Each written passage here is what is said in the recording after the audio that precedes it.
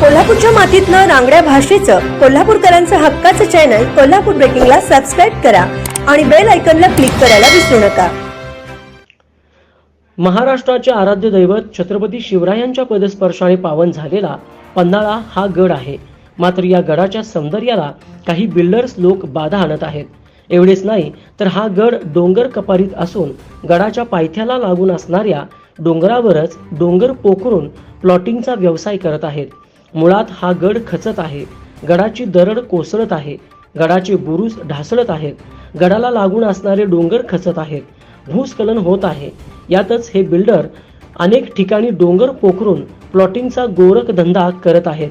मुळातच धोकादायक असणाऱ्या डोंगरावर प्लॉटिंग करणे म्हणजे मृत्यूला आमंत्रण देण्यासारखं आहे। पैशाच्या हव्यासापोटी पन्हाळगडाच्या ऐतिहासिक ठेव्याला धोका पोहोचवू पाहणाऱ्या बिल्डर्सवर प्रशासनानं तात्काळ कारवाई करणं गरजेचं आहे व बेकायदेशीर धोकादायक परिसरात होणारे प्लॉटिंगवर तात्काळ बंदी घालणं गरजेचं आहे। पन्हाळगडाला येताना बांबरवाडी गावामध्ये ब्रह्मगिरी या नावानं प्लॉटिंगची साईट चालू आहे। तब्बल 12 एकरमध्ये प्लॉटिंग पाडले जात असून या ठिकाणी देखील मोठ्या प्रमाणात डोंगर पोखरला गेला आहे।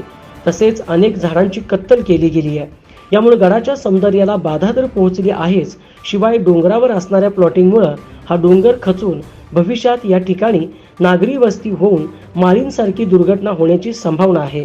अशी दुर्घटना झाल्यास मोठी जीवितहानी होऊ शकते।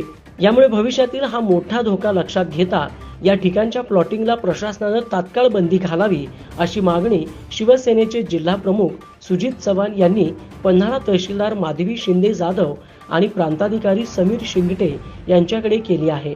तसेच या प्लॉटिंगवर बंदी घातली नाही तर शिवसेनेच्या वतीने तीव्र आंदोलनाचा इशारा शिवसेना जिल्हा प्रमुख सुजित चव्हाण यांनी दिला आहे।